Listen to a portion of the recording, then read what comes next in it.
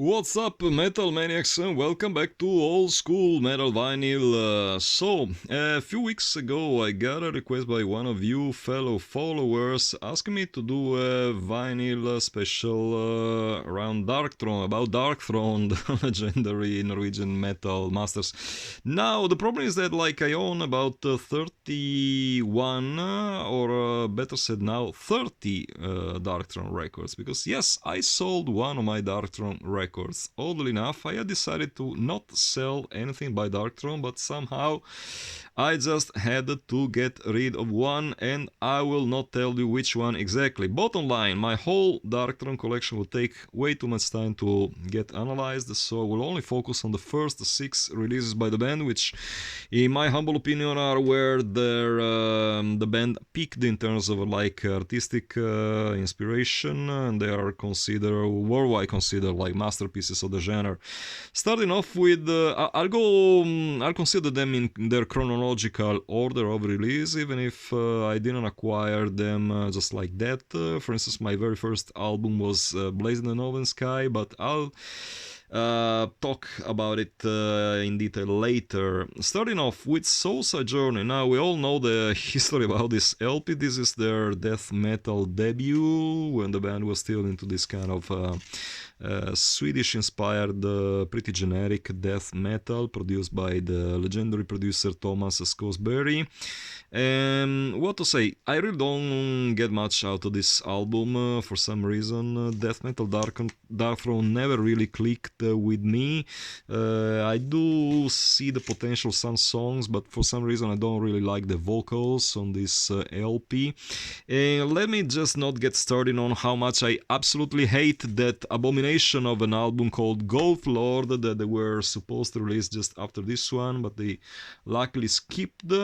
And speaking of which, people who keep, flaming me whenever I speak shit about Gold Lord, what's your problem, guys? Just grow the fuck up. I mean, just accept the fact that some people might have different tastes than yours, might have different opinions than yours concerning music. There's nothing wrong with that. I don't have to, prove anything to any one of you at all. After almost 40 years into this whole metal thing, I have my right to express my own opinion about it. So yeah, Sude Journey doesn't really do it for me. That doesn't mean I will sell the LP, but you never know. If you're interested in it, just feel free to come up with a truckload of money and I will consider getting rid of my copy. Now, the very first album by the band that I actually bought was A Blazing in the Northern Sky, and that was, I think, late 1992, but I might be mistaken because, 3 decades have passed.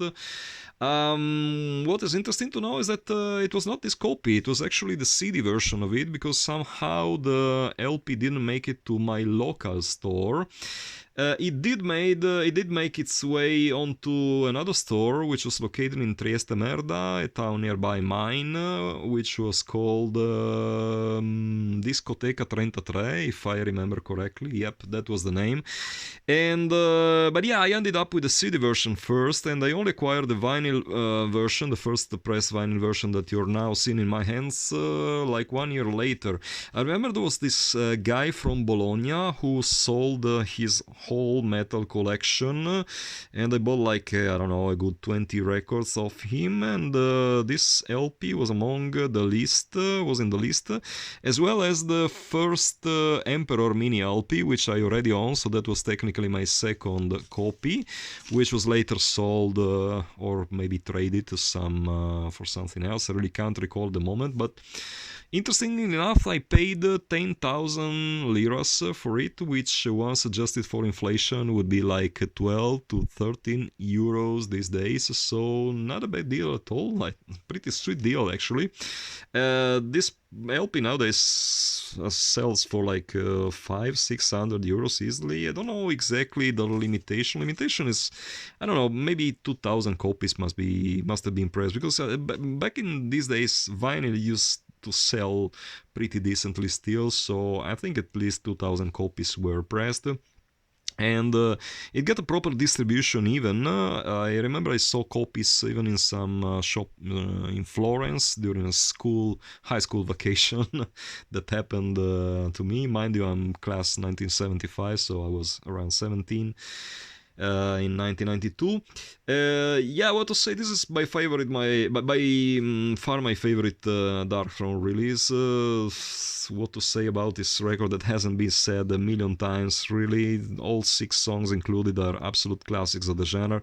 Personal favorite one, of course, Qatarian Life Code, as well as In the Shadow of the Horns. But really, do I need to comment on this, on the quality, on the sheer quality of this record that set the standards for black metal for the years to come?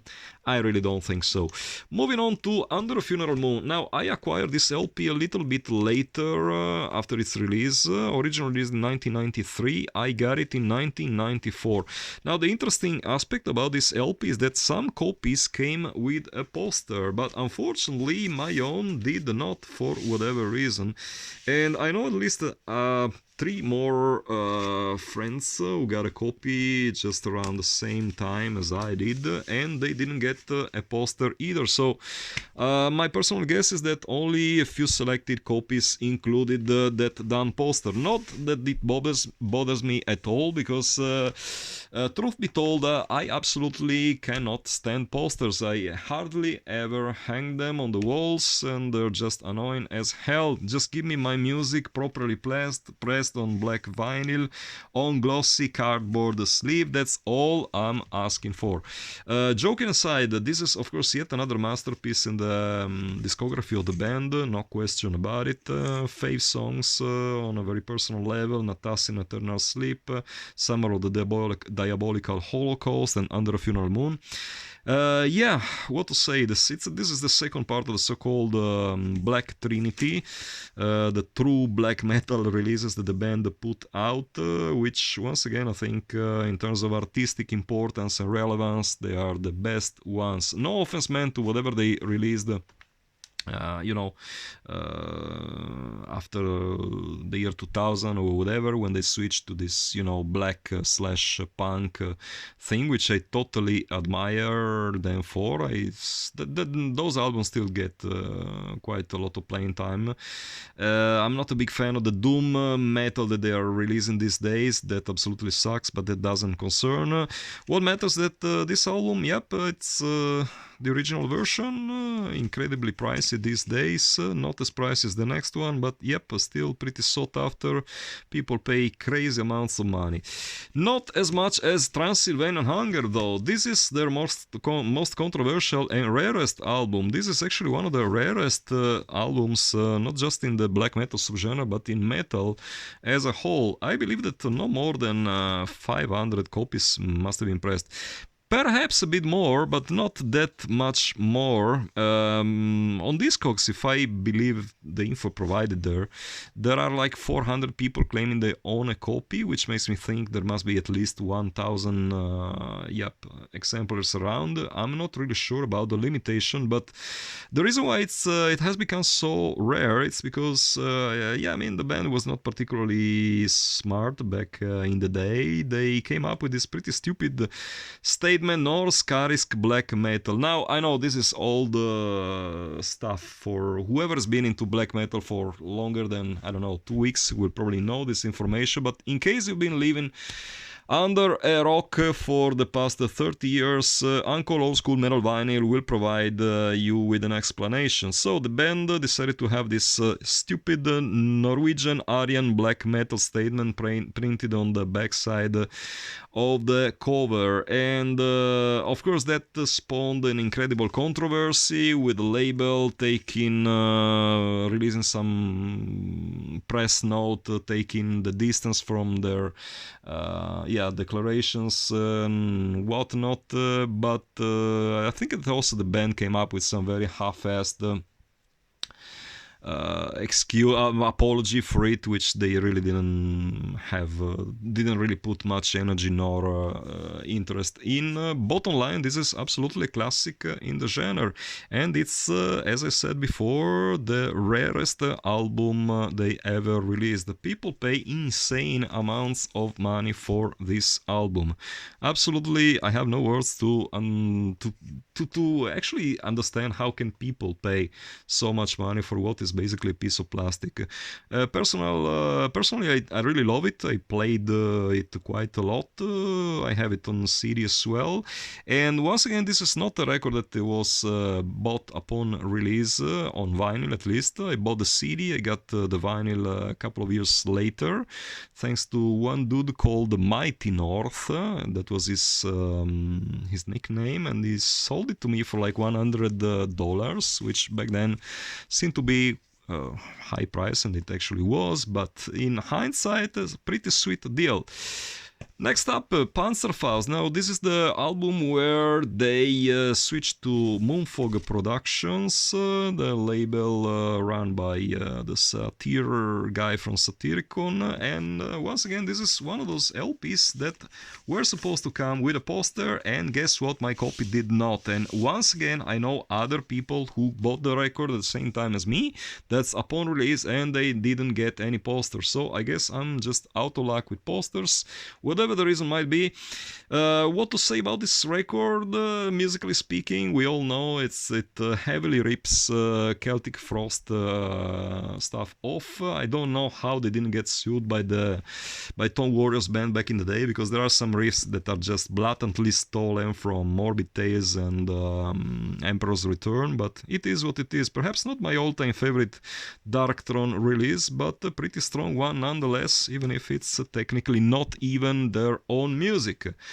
Last one, Total Death. Now, this is probably one of the most underrated albums in their discography, in my opinion. Gatefold release, once again on Moonfog Productions. I really hate this sticker by CI, which is a company taking care of the rights of artists here in Italy. Speaking of which, a lot of you guys keep asking me where am I from. I thought like it was clear by now, by my accent, if anything, that I am from Italy.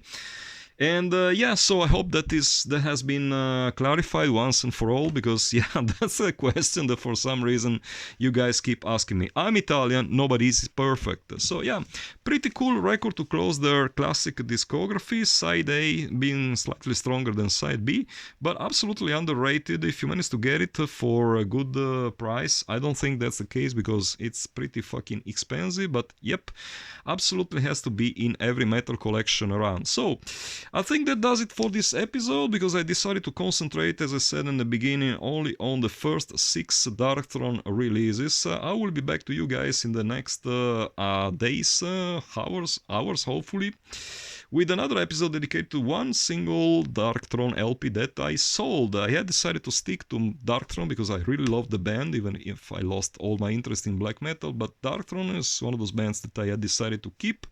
But guess what? Got an offer that just couldn't be refused. And just like that, if you have any record that you're after, feel free to get in touch. If the offer is good enough, if you're rich enough to afford my very capitalistic minded approach to record selling, feel free to get in touch. Till the next time, as usual, keep it loud and heavy.